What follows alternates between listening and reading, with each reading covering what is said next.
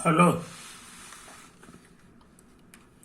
Hello मेरे प्यारे प्यारे दोस्तों, आपका मेरे चैनल में स्वागत है।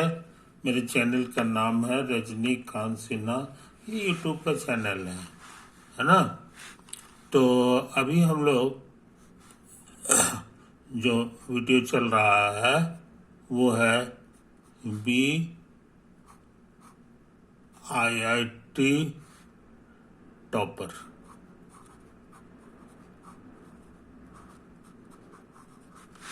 इन रुपीज 500 है कि नहीं। ये तो इतना पैसा जो है ना हमारे अकाउंट में भेज दो। अकाउंट का नंबर जो है हम यहाँ लिखा दे रहे हैं। ये मेरा ईमेल एड्रेस हो गया है कि नहीं। यही और उसके बाद जो है यही कैनरा बैंक का अकाउंट है। यही तो उसमें डिटेल्स तुमको यहाँ लिखा हुआ है। उसका कोड नंबर ये है बैंक का एक कोड नंबर। ये कुछ नहीं है बस ये। और उसके बाद अकाउंट नंबर यह है। इसमें सेंड कर दो यार, ट्रांसफ़र कर दोगे तो हमको ये अच्छा लगेगा है कि नहीं। तब तुमको और हम बढ़िया बढ़िया चीज़ ला के देंगे और इससे तुम्हारा जो है तुमको मंजिल तक पहुंचा देना। IIT के गेट तक नहीं। हमारा प्रोग्राम है तुमको IIT का टॉपर बनाने का है कि नहीं। तो ये चीज़ है तो बहुत अच्छा रैंक के साथ आओ ताकि तुम्हारा एडमिशन जो है अच्छी जगह होवे है कि नहीं। तुम्हारी ज़िंदगी बन जाए, खाली IIT में जाना तो नहीं ना है। अच्छा अच्छा तुमको ब्रांच मिल जाए, ये भी तो हम चाहते हैं है ना। तो उसी के लिए है। ऐसा मौका तुमको बार बार नहीं मिलेगा है कि नहीं। इसका फ़ायदा उठा लो। अभी हम क्या क्वेश्चन करने जा रहे हैं सो समझ लो। Prove √2 plus √3 is not a rational number।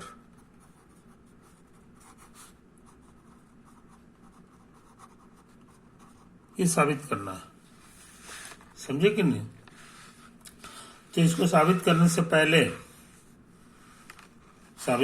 पहले कई लोग इसको ऐसे भी कहते हैं, चूंकि रैशनल नंबर नहीं है इसी को शॉर्ट में कहा जाता है, in short irrational number. √2 plus √3 is an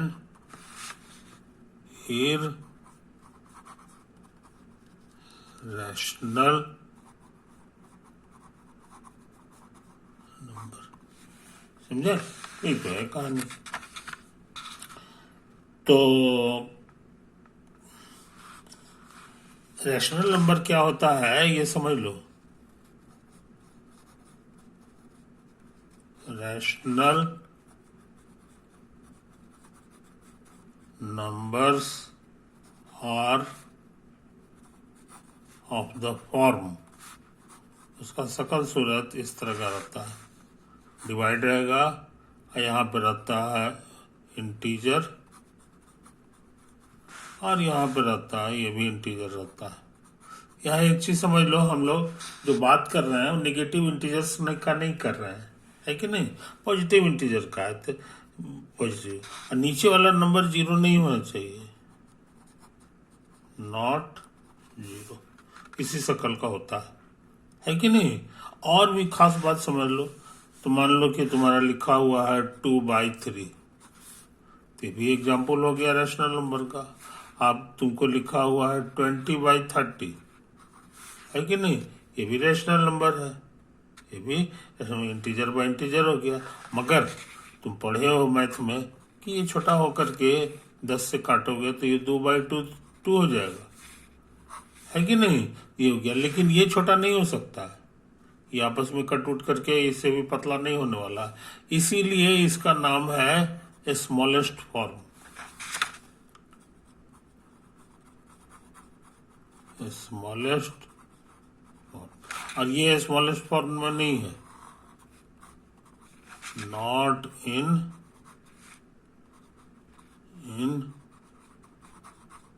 smallest form. आई बात समझ में?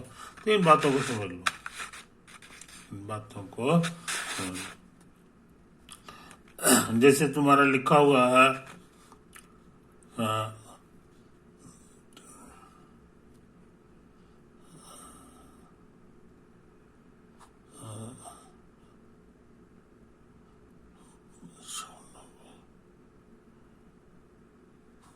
ये लिखा हुआ और बटा 25 लिखा हुआ है कि नहीं? तो ये स्मॉलेस्ट फॉर्म में नहीं है।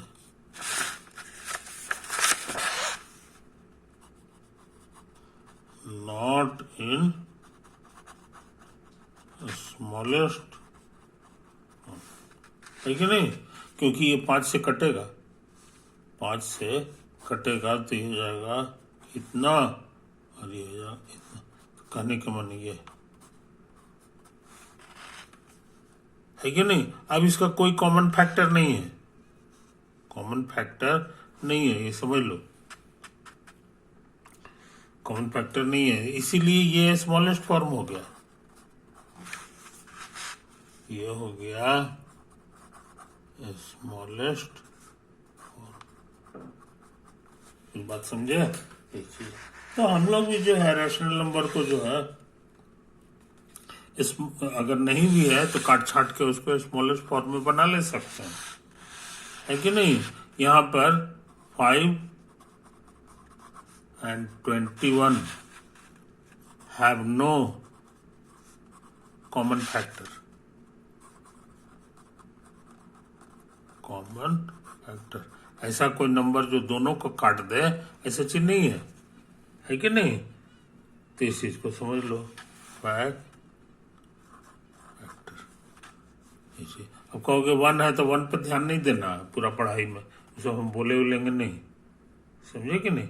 तो इस बात को समझ लो। अब हमको इसका आंसर लिखना है या प्रूफ लिखना है। प्रूफ दैट इतना इज नॉट ए रैशनल, वो तो हम उल्टा मान लेंगे रैशनल नंबर है। अब कंट्राडिक्शन खोजेंगे तो इस बात को लिख दो, if not other wise suppose √2 plus √3 is not a rational number, rational number नहीं है। नहीं, यही तो प्रूफ करना है, प्रूफ करना है कि रैशनल नहीं है, तो तुम ये मान लो is a rational number. Rational number है तो तुम इसको इस शक्ल में लिख सकते हो। So there exists positive integers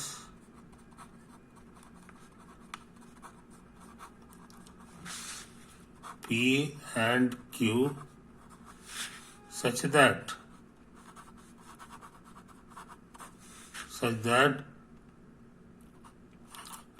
कि पहला खूबी कि ये चीज जो है इसके बराबर आ जाएगा, √2 plus √3 बराबर P/Q।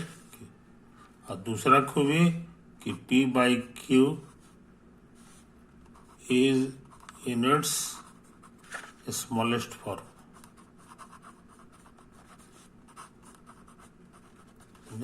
ये क्या है कहानी? यही है कहानी, बात समझे? अच्छा, तो हमने उल्टा मान लिया तो कंट्राडिक्शन खोजना होगा। We have to arrive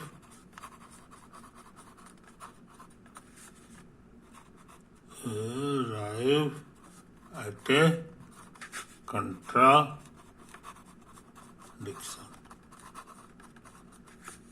ये बात समझ में? कॉन्ट्राडिक्शन मिल जाएगा तो मेरा काम पूरा हो जाएगा। ताकत लगाते हैं कॉन्ट्राडिक्शन लाने के लिए।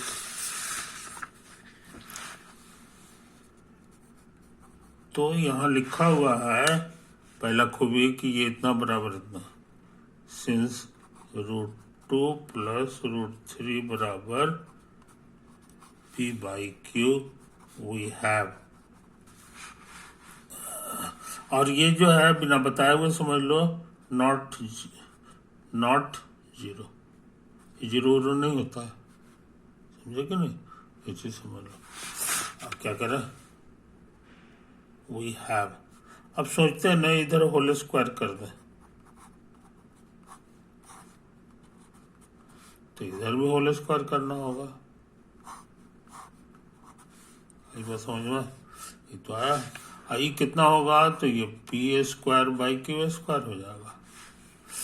अच्छा, ये 8वां क्लास के नियम पर क्या होगा, a+b का होल स्क्वायर, तो a²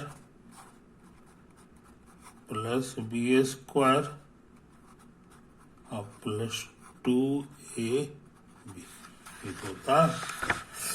यहाँ स्क्वायर करोगे तो ये 2 हो जाएगा, और ये वाला 3 हो जाएगा, और ये वाला जो है ये हो जाएगा, अंदर चला जाता है, आपस में गुना हो जाता है, तो 2 × 3 = 6 हो जाएगा, ठीक है ना।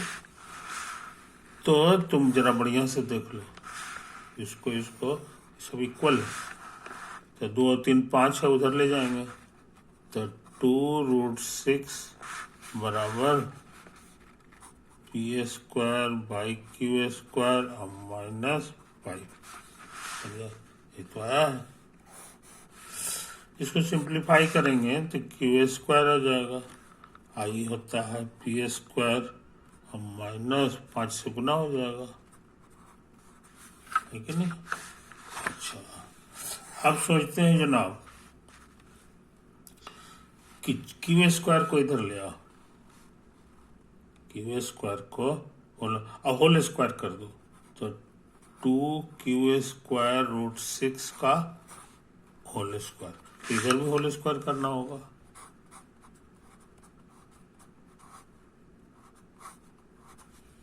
समझे कि नहीं, तो होता है। तो यहाँ जब देखो 2 का स्क्वायर 4 हो जाएगा, 6 हो जाएगा बस, तो 4 × 6 = 24 हो गया, 4 × 6 = 24 हो गया, या लिख दो 4 × 6 और गुना q पर 4 पावर, है कि नहीं, ये तो है। तो ये 2 इसमें से मिल करके 8 हो जाएगा, 8 × 3 = 24, तो कहने के माने 2 पे 3 पावर और 3 पे 1 पावर, है कि नहीं, और q पे 4 पावर, और ये हमको हो गया इतना। बात समझे। अच्छा, अब याद रहे ये सब इंटीजर है, q हमारा इंटीजर है, तो इसका प्राइम फैक्टराइजेशन कुछ होगा, प्राइम फैक्टराइजेशन, समझे। तो प्राइम फैक्टराइजेशन तुमको बताया है, जितना प्राइम होता है, जैसे 2 है, 3 है, 5 है ना, इसी पे कुछ पावर आएगा, इसी पे कुछ पावर होगा, और गुना इस पे पावर, गुना इस पे पावर, हाँ, उसके बाद 7 होता है, 7 भी प्राइम है, इस पे भी कुछ पावर आएगा, 7 के बाद 8, 9 नहीं, 10 नहीं, 11 पे कुछ पावर, इसी तरह का आएगा, है कि नहीं, प्राइम फैक्टराइजेशन क्यू का। और यहाँ भी वही हाल है, ये सब इंटीजर है, तो इसका भी प्राइम फैक्टराइजेशन होगा, तो प्राइम फैक्टराइजेशन होगा तो इसी तरह का आएगा, 2 पे कुछ पावर होगा, 3 पे कुछ पावर, है कि नहीं। जैसे कि मान लो कि 3 नहीं है, तो समझेंगे 0 है पावर इसका, लेकिन कुछ पावर तो होगा ही, तो इस तरह से ये पावर होगा। और ये जो है फिर लिखा हुआ होल स्क्वायर भी, है कि नहीं, और यहाँ भी वही तमाशा है, ये तो क्यू का हुआ, इस पे कितना पावर है, ये 4 पावर, कुछ समझा? ये तो है कहानी। तो इसी समझो, इसको जो कहते हैं उतार दो, 2 पे 3 पावर और 3 पे 1 पावर। और ये याद रहे, ये दोनों के दोनों आपस में बराबर है। तो क्या तमाशा होगा सो देख लो, यहां जो भी पावर होगा उससे ही गुना हो जाता है। तो गुना हो जाएगा तो यहां इवन नंबर हो जाएगा, और ये वाला पावर इसमें ऐड हो जाता है, इसमें ऐड हो जाता है। तो इसका जो पावर हो जाएगा वो 4 गुना समथिंग, 4 गुना समथिंग और +3 हो जाएगा। और याद रहे ये इवन है और ये ऑड है, तो जोड़ेंगे तो ऑड आ जाएगा। कहने का माने इसका शकल होगा 2 पर ऑड पावर, है कि नहीं? और उसी तरह से 3 पर भी कुछ होगा, 3 पर भी जो है 4 गुना समथिंग इवन हो गया, और ये 1 पावर जुटेगा तो ये भी ऑड हो जाएगा, है ना? और 5 के बारे में, 5 पे जो पावर होगा वो सिर्फ इवन होगा, और बाकी सब जितना है सब पे इवन पावर, इट इज बराबर। इस पे उसी तरह से कर दो, तो यहां जो पावर है उसको 2 से गुना करना होगा, तो इवन हो जाएगा।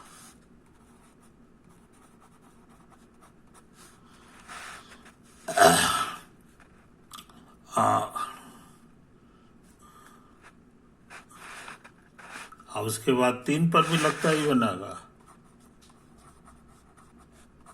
अब 5 पे भी इवन आएगा, इट इज, यही सब कुछ आएगा, है कि नहीं? और याद रहे ये दोनों नंबर बराबर है, बराबर रहते इसका कुछ नाम दे दो। सपोज इसका नाम है अल्फा, और ये हमारा इंटीजर है। तो ये एक ऐसा इंटीजर है जिसका प्राइम फैक्टराइजेशन ये है, और इसका प्राइम यही चीज बराबर है, तो इसका 2 प्राइम फैक्टराइजेशन हो गया। So alpha has 2 prime factorisation, prime factorisation, और दोनों अलग अलग है। कैसे? यहाँ देखो, यहाँ 2 पर ये यहाँ ऑड पावर है कि नहीं? और यहाँ पावर है हमारा इवन। ये इशारा कर रहा है कि दोनों डिफरेंट है ना? हालांकि यहाँ भी वो गड़बड़ी है, लेकिन तुम जानते हो कि किसी भी नंबर का जो है प्राइम फैक्टराइजेशन एक ठो होता है, समझे?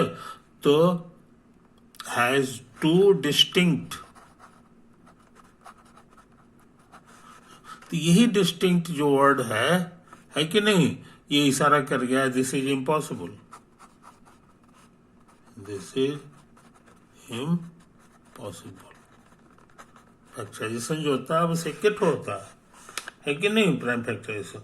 और यहाँ हमको सेम नंबर मिला है अल्फा, जिसका 2 प्राइम फैक्टराइजेशन है, इम्पॉसिबल आ गया, यही तो साबित करना था, प्रूव्ड। समझे? कंट्राडिक्शन आ गया, कंट्राडिक्शन आ गया। इस तरह से हमारा थ्योरम प्रूफ हो गया। ये बहुत इंपॉर्टेंट थ्योरम था जो हम लोग कर चुके हैं, है कि नहीं? तो इस बात को समझ लो मेरे दोस्त, इस बात को समझ लो। तो हमको लगता है it is enough for today, over.